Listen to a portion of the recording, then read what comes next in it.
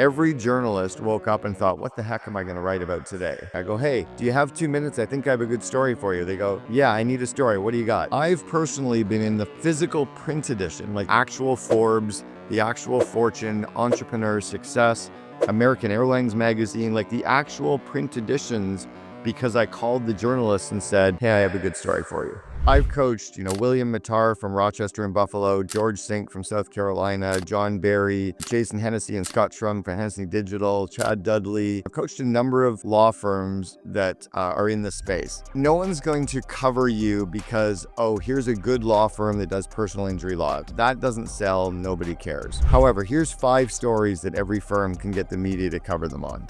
The first one is what I call the Genesis story. It's how you started. It's why you started. It's why you started a law firm instead of going to work for a law firm. It's what kind of gave you the impetus to go after the kind of law that you're in to solve the problems that you have. You tell that story and it inspires and it educates, and there's no time sensitivity on the story. So you can run it today or you can run it in 3 weeks.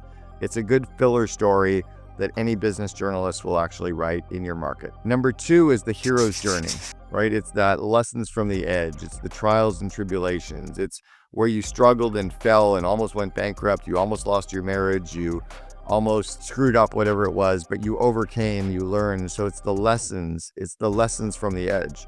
Those again inspire and they educate. And the fact that you're a personal injury law firm is in the story, but it's not about that. So the story becomes very powerful and educational and can be used in your sales and marketing later. Number 3 is to get stories about your customers.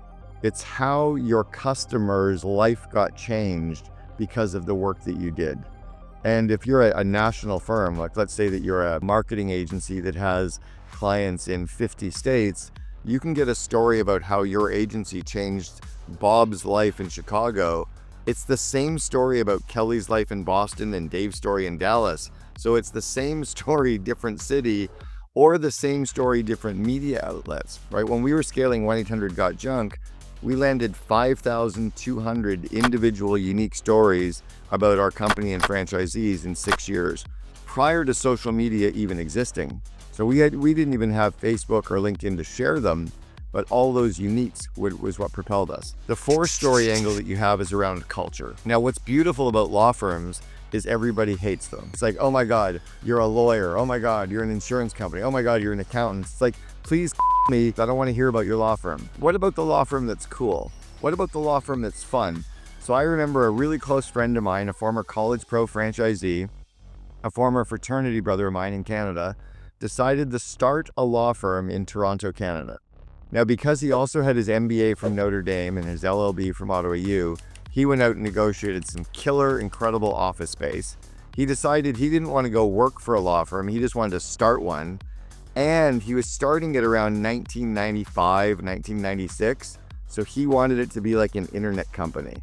So when you got off the elevator, there was this platinum gray felt pool table. It was the first thing that you saw. There was a bar. No one in the law firm wore ties. They were all like dressed like trendy, certainly nice clothing, but first date dress code. Perry DeLise's law firm, Wildeboer Rand Apps in Toronto, led the public offering for RIM, Research in Motion, which was BlackBerry. They landed that because they were a tech cool law firm. That story would be interesting and unique for all business journals, is how does somebody in a boring industry that no one wants to hear about create a culture that's kind of cool? That's story number 4. And then story number 5 is around leveraging technology, right? How are you leveraging the tech stack, utilizing AI, utilizing the technology tools to help more or less people get more done faster? That's an interesting story that people will talk about. Those 5 story angles, again, you can get multiple outlets multiple times, and you can get the same story written year after year in different outlets. So it's not about having more stories. It's about reaching out to the media and remembering every day they need a new story to cover. You're helping them by giving them a story. If you haven't already, come check out the Second in Command podcast on YouTube. It's at YouTube/@Second in Command podcast. I actually wrote a book called Free PR to cover this. I give you the actual recipes to do it.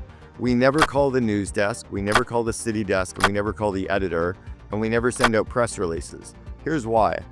Today, every journalist woke up and thought, what the heck am I going to write about today? Every editor sat down at their desk with 400 press releases. Nope, nope, this sucks, nope, maybe, nope, yes, nope. Why do you want to deal with that person?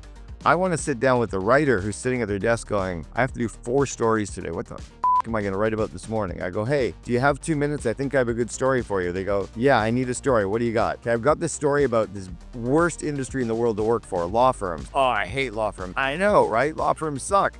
But I found a really good law firm that does this. We should talk about it. That's cool. Tell me more.